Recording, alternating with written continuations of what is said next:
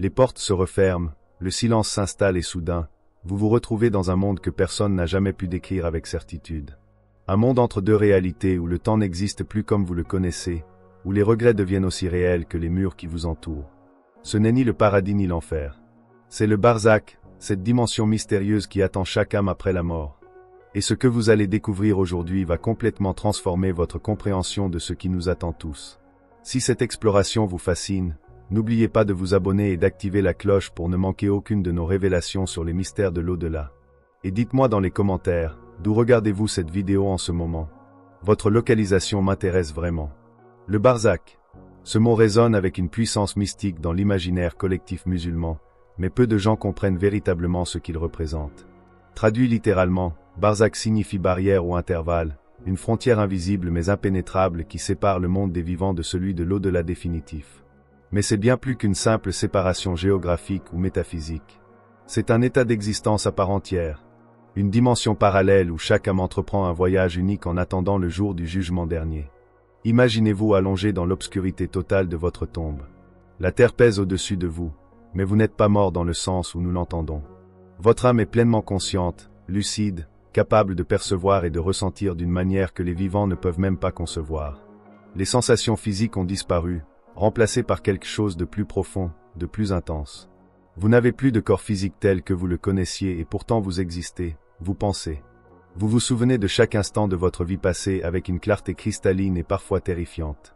Le Coran mentionne le barzakh dans plusieurs versets énigmatiques.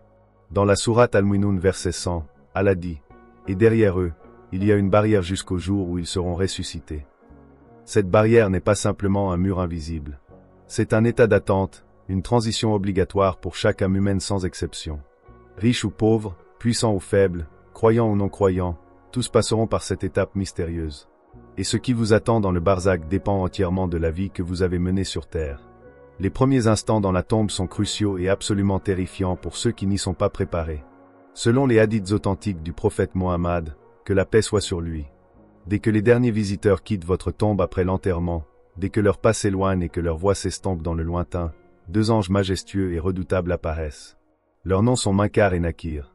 Leur apparence est décrite comme terrifiante avec des voix qui résonnent comme le tonnerre, des visages sombres et une présence qui remplit la tombe entière d'une aura de jugement imminent.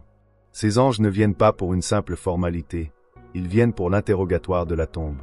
Un examen que chaque être humain doit affronter seul, sans avocat, sans excuse, sans possibilité de mentir ou de dissimuler quoi que ce soit. 3 questions seront posées et ces 3 questions apparemment simples détermineront votre expérience entière dans le barzakh jusqu'au jour de la résurrection. Première question, qui est ton Seigneur? Deuxième question, quelle est ta religion? Troisième question, qui est ton prophète? Pour le croyant sincère qui a vécu sa foi avec conviction et authenticité, ces questions sont faciles, presque instinctives. Les réponses jaillissent spontanément. Mon Seigneur est Allah. Ma religion est l'islam. Mon prophète est Mohammed. Et à l'instant où ces mots sont prononcés, la tombe se transforme. L'obscurité oppressante cède la place à une lumière douce et apaisante. L'espace confiné s'élargit miraculeusement, s'étendant aussi loin que l'œil peut voir. Les murs froids deviennent des jardins du paradis avec des parfums enivrants, des visions de beauté indescriptible et une paix profonde qui enveloppe l'âme. Une fenêtre s'ouvre vers le paradis permettant aux croyants de voir sa demeure éternelle qui l'attend. Et cette vision seule suffit à rendre chaque instant dans le barzakh supportable, voire même agréable. Mais pour celui qui a rejeté la foi, qui a vécu dans l'insouciance ou la désobéissance délibérée, l'expérience est radicalement différente et absolument cauchemardesque. Face à Munkar et Nakir, sa langue se fige. Les mots ne viennent pas ou s'ils viennent, ce sont des balbutiements incohérents, des tentatives désespérées de formuler des réponses qu'il n'a jamais vraiment intériorisées durant sa vie. Je ne sais pas, j'ai entendu les gens dire quelque chose. Cette incertitude, cette incapacité à répondre avec conviction scelle son destin dans le barzakh. La tombe se rétrécit alors violemment, comprimant l'âme dans un espace si étroit que les côtes se brisent les unes contre les autres dans une agonie indescriptible.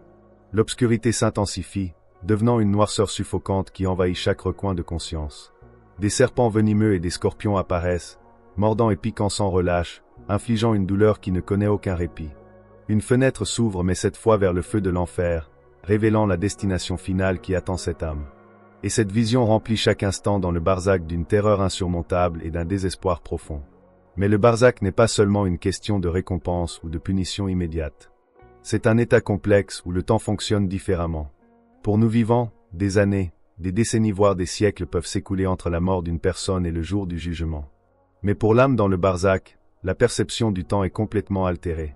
Certains savants suggèrent que le temps n'existe tout simplement pas dans le barzakh tel que nous le connaissons ou qu'il s'écoule selon des règles entièrement différentes. Une seconde peut sembler une éternité ou 1000 ans peuvent passer comme un instant.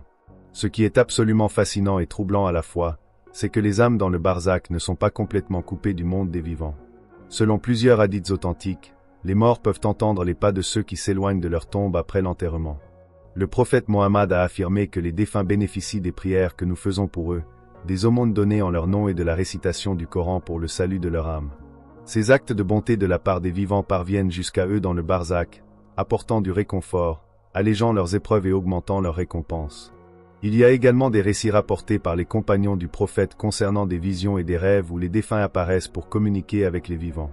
Ces rencontres ne sont pas de simples hallucinations ou des créations de notre subconscient. Dans la tradition islamique, les rêves véridiques sont considérés comme une forme de communication divine et voir un défunt dans un rêve peut effectivement représenter une connexion réelle avec son âme dans le barzakh.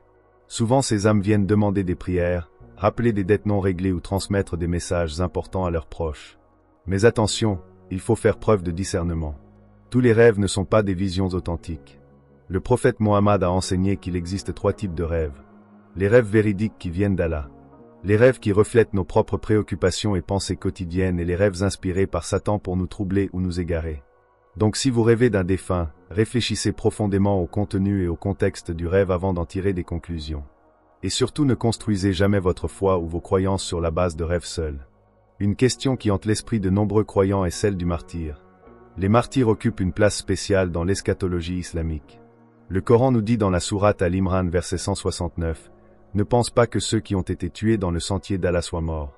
Au contraire, ils sont vivants auprès de leur Seigneur bien pourvu. » Cette affirmation soulève des questions profondes sur la nature du barzakh pour les martyrs. Sont-ils exemptés de l'interrogatoire de la tombe? Leur expérience dans le barzakh est-elle différente de celle des autres croyants? Selon les interprétations de nombreux érudits, les martyrs jouissent effectivement d'un statut privilégié dans le barzakh. Leurs âmes ne sont pas confinées dans leur tombe comme les autres. Au lieu de cela, elles résident dans le jabot d'oiseaux verts qui volent librement dans le paradis, se nourrissant de ses fruits, buvant de ses rivières et profitant de ses délices en attendant le jour de la résurrection. Ils sont pleinement conscients de leur état béni et ressentent une joie immense non seulement pour leur propre salut, mais aussi parce qu'ils peuvent voir leurs frères et sœurs qui continuent le combat sur terre pour la cause d'Allah. Mais le martyr n'est pas un concept simple ou limité au champ de bataille. Le prophète Mohammed a élargi la définition du martyr de manière remarquable. Celui qui meurt en défendant sa famille, sa propriété ou sa foi est un martyr. Celui qui meurt de maladies comme la peste ou des problèmes abdominaux est considéré comme martyr. La femme qui meurt en couche est une martyre.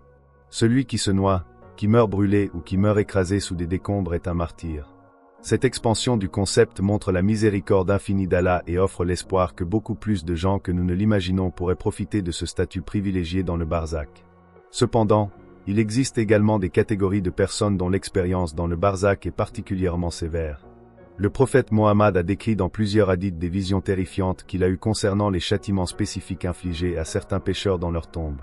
Par exemple, ceux qui se livraient à la médisance et au commérage voient leurs lèvres déchirées avec des crochets de fer. Ceux qui consommaient de l'usure et de l'intérêt nagent dans des rivières de sang avalant des pierres brûlantes. Ceux qui négligeaient leurs prières sont écrasés avec d'énormes rochers sur leur tête encore et encore sans fin. Ces descriptions ne sont pas des métaphores poétiques ou des histoires effrayantes inventées pour contrôler les masses. Pour les musulmans qui prennent leur foi au sérieux, ces réalités du barzakh sont aussi concrètes et certaines que les lois de la physique dans notre monde. Elles servent de rappel puissant que nos actions ont des conséquences qui transcendent cette vie temporaire sur Terre. Chaque parole, chaque action, chaque intention est enregistrée et aura un impact direct sur notre expérience dans le barzakh et finalement dans l'au-delà éternel. Un aspect particulièrement intrigant du barzakh concerne la possibilité d'intercession et de soulagement pour les âmes qui y résident. Comme mentionné précédemment, les prières des vivants, les aumônes et les bonnes actions effectuées au nom d'un défunt peuvent réellement alléger ses souffrances et augmenter ses récompenses dans le barzakh. C'est pourquoi la tradition islamique encourage fortement de continuer à faire le bien au nom de nos proches décédés. Réciter le Coran pour eux, particulièrement la sourate Yassine, donner l'aumône en leur nom, accomplir le pèlerinage à la Mecque pour eux si vous en avez les moyens et surtout faire des invocations sincères pour leur pardon et leur élévation spirituelle. Il y a un hadith particulièrement touchant où le prophète Mohammed explique que lorsqu'une personne meurt, toutes ses œuvres cessent sauf 3 choses. Une aumône continue comme un puits ou une mosquée qu'elle a construite et dont les gens continuent à bénéficier. Une connaissance utile qu'elle a laissée derrière elle comme des livres ou des enseignements qui continuent à guider les gens et un enfant pieux qui prie pour elle. Ces 3 éléments continuent à générer des récompenses pour le défunt, même dans le barzakh, améliorant constamment son état et sa position auprès d'Allah. Mais qu'en est-il des enfants qui meurent avant d'atteindre l'âge de la responsabilité religieuse? Cette question a tourmenté de nombreux parents endeuillés à travers l'histoire. La réponse fournie par la tradition islamique est réconfortante et remplie d'espoir. Les enfants qui meurent avant la puberté sont automatiquement considérés comme des habitants du paradis. Ils ne passent pas par l'interrogatoire de la tombe car ils n'ont pas encore atteint l'âge où ils sont tenus responsables de leurs actions devant Allah. Leur passage dans le barzakh est paisible et ils attendent leurs parents au paradis intercédant auprès d'Allah pour leur admission. Le prophète Mohammed a même décrit une vision où il a vu des enfants décédés jouant dans un jardin du paradis sous la garde du prophète Abraham. Cette image apporte une consolation immense aux parents qui ont perdu un enfant, leur rappelant que leur petit est dans les meilleures mains possibles, dans un état de bonheur éternel, attendant le jour où la famille sera réunie pour toujours dans les jardins du paradis. Cela transforme le deuil d'une tragédie désespérée en une séparation temporaire avec une promesse de retrouvailles joyeuses. Une autre dimension fascinante du barzakh concerne la conscience et la perception qu'ont les morts du monde des vivants. Peuvent-ils vraiment nous voir? Peuvent-ils entendre nos conversations? Sont-ils conscients de ce qui se passe dans nos vies après leur départ? Les érudits islamiques ont des opinions variées sur cette question, mais il existe des indications dans les textes religieux qui suggèrent une certaine forme de conscience limitée. Le prophète Mohammed a ordonné de saluer les habitants des cimetières lorsque nous les visitons, impliquant qu'ils sont d'une certaine manière conscients de notre présence. Il a également dit qu'on devrait informer le défunt des bonnes nouvelles concernant sa famille et ses proches, car ces nouvelles lui parviennent et lui apportent de la joie dans sa tombe. Cependant, il est important de noter que cette conscience n'est pas absolue ou illimitée. Les morts ne peuvent pas intervenir dans les affaires des vivants, ne peuvent pas répondre à nos prières ou exaucer nos vœux et ne possèdent aucun pouvoir sur ce monde. Seul Allah possède ses attributs et s'adresser aux morts comme s'ils avaient de tels pouvoirs constitue une forme d'association, le péché le plus grave dans l'islam. Le concept du barzakh soulève également des questions philosophiques profondes sur la nature de la conscience, de l'identité et de l'existence elle-même. Si notre corps physique se décompose dans la tombe, retournant à la poussière et aux éléments qui le composaient, qu'est-ce exactement qui persiste dans le barzakh? Les théologiens musulmans parlent de l'âme comme une entité distincte et indépendante du corps physique, créée par Allah et insufflée dans chaque être humain au cours du développement fœtal. Cette âme est notre véritable essence, notre conscience profonde et c'est elle qui persiste dans le barzakh en attendant la résurrection. Mais le barzakh n'est pas éternel. C'est un état temporaire. Peu importe combien de temps il dure selon notre perception humaine du temps, il prendra fin avec un événement cataclysmique qui est mentionné dans le Coran et les hadiths comme le jour de la résurrection. Ce jour-là, l'ange Israfil soufflera dans la trompette, un son si puissant et terrifiant qu'il causera la mort instantanée de tous les êtres vivants restants dans l'univers, à l'exception de ceux qu'Allah choisira d'épargner. Puis après une période connue seulement d'Allah, Israfil soufflera une seconde fois dans la trompette et tous les morts depuis le début de la création jusqu'à ce moment-là se lèveront de leur tombe pour affronter le jugement final. Imaginez cette scène. Des milliards et des milliards d'êtres humains de la première création d'Adam jusqu'à la dernière personne qui mourra avant le jour du jugement. Tous se levant simultanément de leur tombe dans leur corps, conscients et terrifiés de ce qui les attend. Le barzakh se termine et une nouvelle phase commence, une phase finale et éternelle où chaque âme recevra sa récompense ou sa punition définitive en fonction du verdict du juge suprême. Cette réalité du barzakh et de ce qui suit devrait fondamentalement transformer la façon dont nous vivons notre vie quotidienne. Si nous acceptons vraiment que la mort n'est pas une fin mais une transition vers un état d'existence différent où nous serons confrontés aux conséquences de nos choix, comment pourrions-nous continuer à vivre de manière insouciante? Comment pourrions-nous nous permettre de passer nos journées plongées dans des distractions, des plaisirs éphémères et des poursuites matérielles qui n'auront aucune valeur dans le barzakh? Le prophète Mohammed a conseillé à ses compagnons de se souvenir fréquemment de la mort, cette destructrice des plaisirs comme il l'appelait. Ce n'est pas un conseil morbide ou dépressif, mais plutôt une invitation à vivre avec une conscience élevée de notre mortalité et de la réalité de l'au-delà. Quand vous vous souvenez que vous pourriez mourir aujourd'hui, que vous pourriez vous retrouver dans votre tombe ce soir même face à Munkar et Nakir répondant à ces 3 questions cruciales, cela change complètement vos priorités. Soudain, les disputes mesquines perdent leur importance. Les rancunes que vous entretenez depuis des années semblent ridicules. L'accumulation de richesses au-delà de vos besoins réels paraît futile. La négligence de vos prières, de votre relation avec Allah, de vos obligations envers votre famille et votre communauté devient inacceptable. Vous réalisez que chaque souffle que vous prenez est un cadeau, une opportunité de plus pour faire le bien, pour vous repentir de vos erreurs, pour construire votre demeure éternelle dans le barzakh et au-delà. Alors, comment devons-nous nous préparer pour le barzakh? Cette préparation commence maintenant dans ce monde avec chaque décision que nous prenons. Premièrement, nous devons établir et maintenir une relation solide avec Allah à travers la prière régulière, la lecture et la méditation du Coran et le souvenir constant d'Allah dans nos cœurs. Ces pratiques spirituelles ne sont pas de simples rituels vides, mais des moyens de purifier notre âme, de renforcer notre foi et de créer une connexion qui nous soutiendra dans les moments les plus difficiles du barzakh. Deuxièmement, nous devons examiner attentivement nos relations avec les autres êtres humains. Avons-nous des dettes non réglées, financières ou morales? Avons-nous blessé quelqu'un par nos paroles ou nos actions sans demander pardon? Avons-nous des droits sur nous que nous n'avons pas honorés comme l'obligation envers nos parents, nos conjoints, nos enfants ou nos voisins? Le prophète Mohammed a averti que même si tous nos péchés envers Allah peuvent être pardonnés par sa miséricorde, les droits des êtres humains doivent être réglés avant la mort, sinon ils deviendront un fardeau terrible dans l'au-delà. Troisièmement, nous devons créer un héritage de bonnes actions qui continuera à nous bénéficier après notre mort. Éduquez vos enfants dans la foi et les valeurs morales afin qu'ils deviennent des personnes pieuses qui prieront pour vous après votre départ. Contribuez à des projets caritatifs durables comme la construction de puits, d'écoles ou de mosquées dont les bénéfices continueront à vous parvenir dans le barzakh. Partagez des connaissances utiles. Écrivez, enseignez, guidez les autres vers la vérité de manière à ce que votre impact positif sur le monde survive à votre présence physique. Quatrièmement, repentez-vous sincèrement et régulièrement. Nous sommes tous des pécheurs, personne n'est parfait et Allah le sait. Ce qu'il attend de nous, ce n'est pas une perfection impossible, mais une lutte constante pour nous améliorer, accompagnée d'un repentir sincère lorsque nous tombons. Le repentir sincère efface les péchés comme s'ils n'avaient jamais existé. Et une personne qui se repent d'un péché est comme une personne qui n'a jamais commis ce péché. Mais ce repentir doit être authentique, accompagné d'un arrêt immédiat du péché, d'un regret sincère et d'une résolution ferme de ne plus y retourner. Il y a une histoire puissante dans la tradition islamique d'un homme qui avait commis 99 meurtres. Accablé par le poids de ses crimes, il chercha un érudit pour lui demander si le repentir était encore possible pour lui. Le premier érudit qu'il rencontra lui dit brutalement que non, il était au-delà du pardon. Alors l'homme le tua aussi, portant son compte à 100 meurtres. Mais il ne se découragea pas et continua à chercher. Le deuxième érudit qu'il trouva était plus sage et lui dit « La miséricorde d'Allah est vaste et infinie. Bien sûr que tu peux te repentir, mais tu dois quitter cet environnement de péché et chercher la compagnie de gens pieux qui t'aideront à rester sur le droit chemin. » L'homme entreprit donc un voyage vers une terre de gens pieux, mais en chemin, la mort le rattrapa. Alors qu'il rendait son dernier souffle, les anges de la miséricorde et les anges du châtiment se disputèrent sur son sort. Allah ordonna que la distance entre l'endroit où il était mort et sa terre d'origine soit mesurée, ainsi que la distance jusqu'à la terre des gens pieux vers laquelle il se dirigeait. Il fut trouvé qu'il était plus proche de sa destination de repentir, ne serait-ce que d'un empan de main et pour cette raison, les anges de la miséricorde l'emportèrent.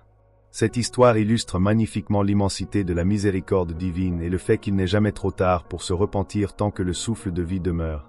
Mais ne vous y trompez pas, cette histoire ne devrait pas nous encourager à retarder notre repentir ou à continuer dans le péché en pensant que nous nous repentirons plus tard. La mort peut venir à tout moment sans avertissement et quand elle arrive, la porte du repentir se ferme définitivement. À ce moment-là, voir la réalité du barzakh et de l'au-delà ne servira plus à rien, car la foi basée sur la vision directe n'est plus acceptée.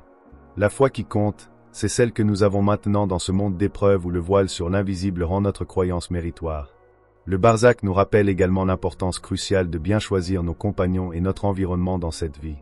Le prophète Mohammed a dit qu'une personne suivra la religion de son ami proche. Donc chacun devrait faire attention à qui il prend pour ami. Cette sagesse s'applique non seulement à notre vie sur terre, mais aussi à notre expérience dans le barzakh. Les âmes des croyants se rassemblent avec d'autres âmes pieuses dans le barzakh, profitant de leur compagnie mutuelle et se réjouissant de leurs bonnes nouvelles. De même, les âmes des pécheurs sont regroupées avec d'autres qui partagent leur état malheureux. Il y a une dimension du barzakh qui est rarement discutée mais qui est extrêmement importante, l'attente elle-même.